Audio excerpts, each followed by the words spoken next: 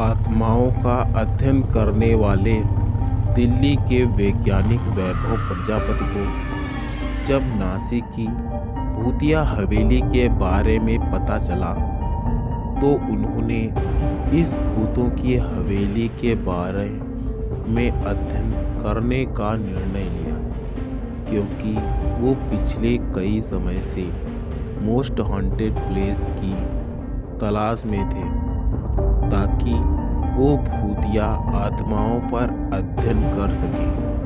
वैभव भूतिया हवेली में रहने की तैयारी करने लगे।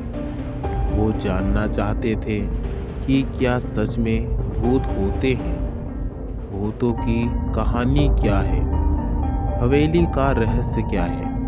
इसके बाद वैभव दिल्ली से नासिक पहुंचा और अंत में टैक्सी लेकर नासिक की हवेली पहुंच चुका था, जिसके बारे में कई भूतिया कहानी कही जाती थी, जिसको लोग भूतों की हवेली कहते हैं। वैभव ने भूतिया हवेली के नज़दीक होटल में रूम ले लिया।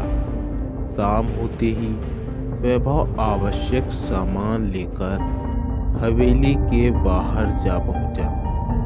वैभव चुपचाप छुपते हुए हवेली का मुख्य दरवाजा खोलने लगा तो पता नहीं कहां से एक आदमी आ गया। अनजान आदमी ने पूछा, आप कौन हैं? इस वक्त इस हवेली में कोई नहीं जाता। वैभव उस आदमी को देखा और सामान्य होते हुए उस आदमी से पूछा, हेलो, आप कौन हैं? अनजान आदमी बोला, मैं हरीलाल, यहाँ पास ही में मेरा घर है।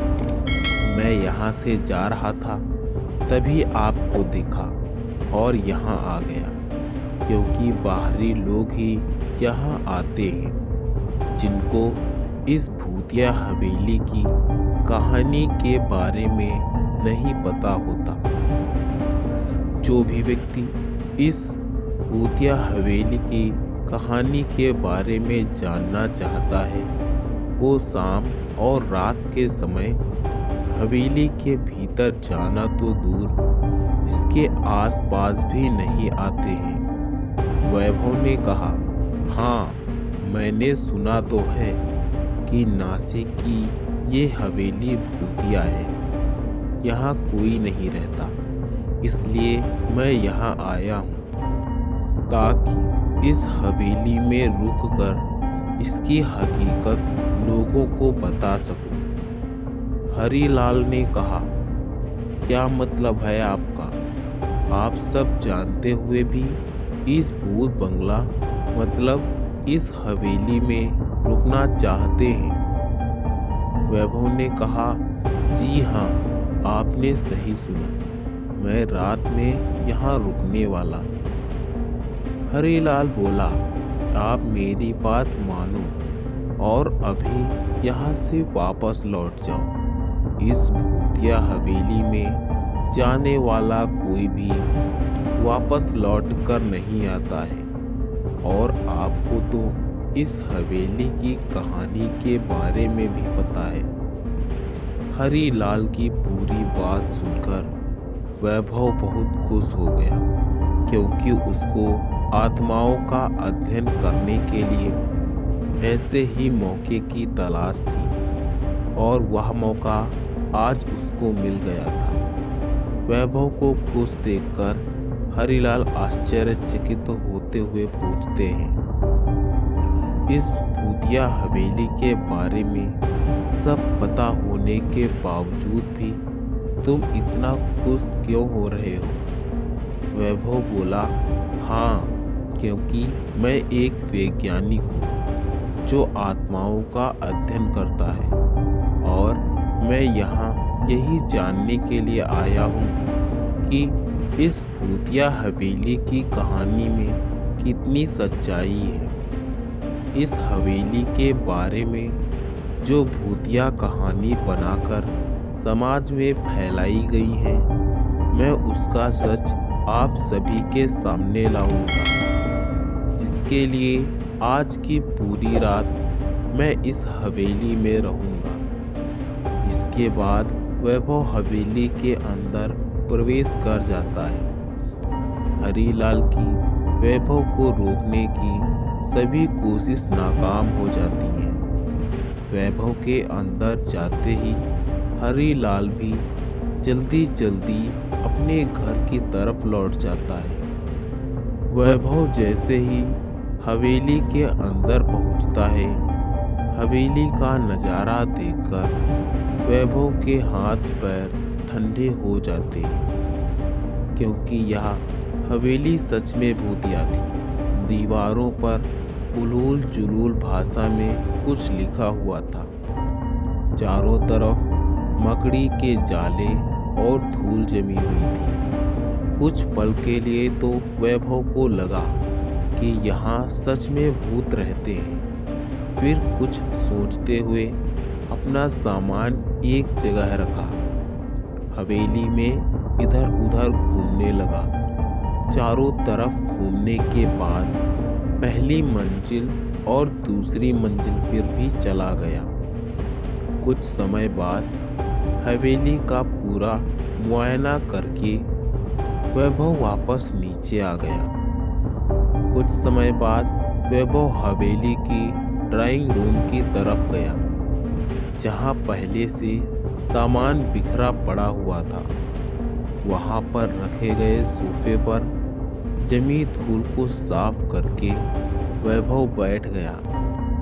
तभी उसकी नज़र ड्राइंग रूम में रखी शराब की बोतलों पर गई। वहाँ से वैभव ने रेड वाइन की बोतल ली और उसको खोलकर 2 से 3 पैक पी लिए।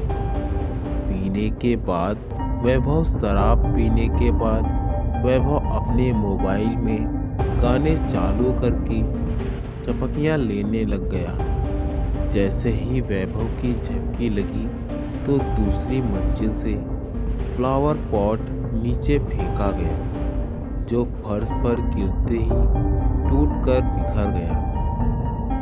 फ्लावर पॉट के गिरने की आवाज़ से वैभव डर गया और झट से खड़ा हुआ।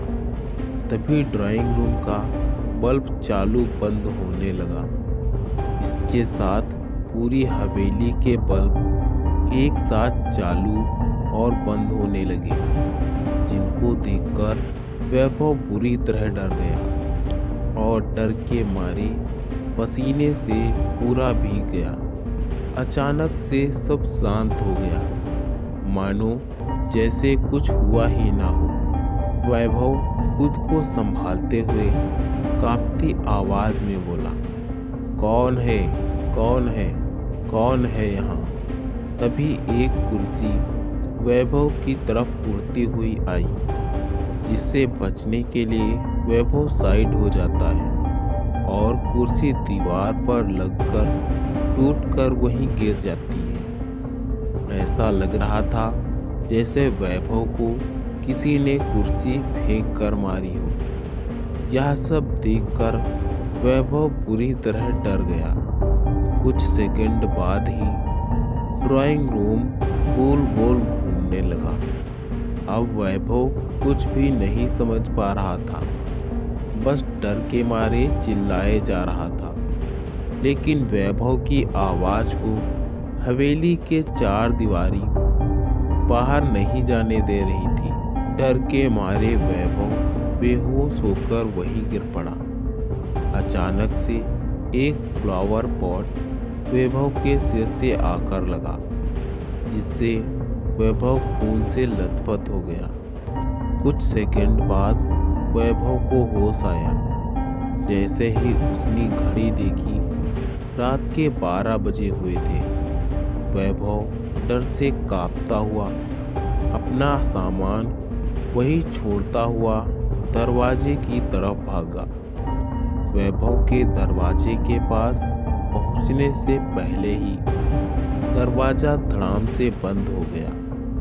वैभव ने पूरी ताकत से दरवाजा खोलने की कोशिश की, लेकिन वो नाकाम रहा। वैभव चिल्ला रहा था, प्लीज मेरी मदद करो, मुझे बचाओ। लेकिन वैभव की सभी कोशिशें बेकार थी। वैभव हिम्मत करके जोर से बोला, कौन है, सामने आओ। तभी वैभव के सामने 6 से 7 फुट लंबा एक काला साया उसके सामने खड़ा हो गया, जिसके लाल आंखें आग के समान थी। भयानक डरावना काला चेहरा, जिसको देखकर कोई भी उसके सामने खड़ा होने की हिम्मत नहीं कर पाए। उसके बड़े बाल, घुंघराले बाल, बिना पैरों का वो काला साया जमीन से 5 फुट ऊपर हवा में ही घूम रहा था, जिसको देखते ही वैभव का गला सूखने लगा। पूरा शरीर पसीने से तर हो चुका था। वैभव ने पूछा, कौन हो तुम, मुझे क्यों मारना चाहते हो, मैंने क्या नुकसान किया है तुम्हारा? काला साया बोला, तुमने हवेली में आकर बहुत बड़ी गलती की है। अब तुम जिंदा नहीं बचोगे। मैं सबको मार दूंगा, किसी को भी यहाँ नहीं रहने दूंगा। वैभव बोला, आखिरकार तुम क्यों सबको मारना चाहते हो? इस हवेली में ऐसा क्या है जिसके लिए तुम सभी की जान लेना चाहते हो? काला साया बोला, कई साल पहले इसी हवेली के मालिक ने किसी गलती के लिए मुझे तड़पा तड़पा कर मार दिया था और इसी हवेली में मुझे दफना दिया था। मेरी आत्मा हवेली में ही कैद हो गई, क्योंकि यहीं पर मेरा खून हुआ और यहीं मुझे दफना दिया गया। अब मैं किसी को भी इस हवेली में नहीं रहने दूंगा। जैसे मुझे तड़पा तड़पा कर मारा गया था, वैसे ही मैं सभी को तड़पा तड़पा कर मार दूंगा। अब तुम भी मरने के लिए तैयार हो जाओ। कुछ ही समय में वह भूत और भी भयानक हो गया। हवेली में चारों तरफ घूमने लगा, कभी वैभव के आगे कभी पीछे, वैभव को पूरी तरह डराने लगा। तभी वैभव ने पुजारी द्वारा दिए गए अभिमंत्रित राग को जेब से निकाला और भूत के पास आने का इंतजार करने लगा। जैसे ही वह काला साया वैभव के पास आया, तुरंत ही वैभव ने अभिमंत्रित राग भूत पर फेंक दी। अभिमंत्रित राग के गिरते ही भूत भयानक आग में जलने लगा और जलकर भस्म हो गया। अब उसकी आत्मा हवेली को छोड़कर अलौकिक दुनिया में जा चुकी थी। वैभव ने राहत की सांस ली और हवेली की सभी लाइटों को जलाकर वही डाइनिंग रूम में रखे सोफे पर सो गया। दूसरे दिन सुबह जब वैभव की आंख खुली तो 7 बज चुके थे। उसके बाद वैभव ने अपना सामान उठाया और हवेली के बाहर आ गया। तभी हरीलाल गांव के कई लोगों के साथ हवेली के दरवाजे पर आता दिखाई दिया। वैभव को जिंदा देखकर सभी आश्चर्यचकित थे। हरीलाल ने कहा, तुम जिंदा कैसे हो? जो भी रात के समय इस हवेली में रुका, वह कभी वापस नहीं आया। हरीलाल आगे कुछ बोल पाता, इससे पहले ही वैभव ने हरीलाल की बात काटते हुए कहा, इस हवेली में अब कोई भूत नहीं है। जो भूत यहाँ था वह जा चुका है, अब उसकी मुक्ति हो गई है। हरीलाल ने कहा, जा चुका, मुक्ति हो गई है, क्या मतलब? तब वैभव ने हरीलाल समेत सभी लोगों को भूतिया हवेली में बिताई रात की कहानी सुनाई और कहा, अब यह हवेली पूरी तरह सुरक्षित है। दोस्तों, तो यह थी हमारी आज की हॉरर स्टोरी। अगर यह स्टोरी आपको अच्छी लगी तो कृपया इसे लाइक करें और कहानी में अपना राय देने के लिए इसमें कमेंट करें। धन्यवाद दोस्तों। Thanks for watching this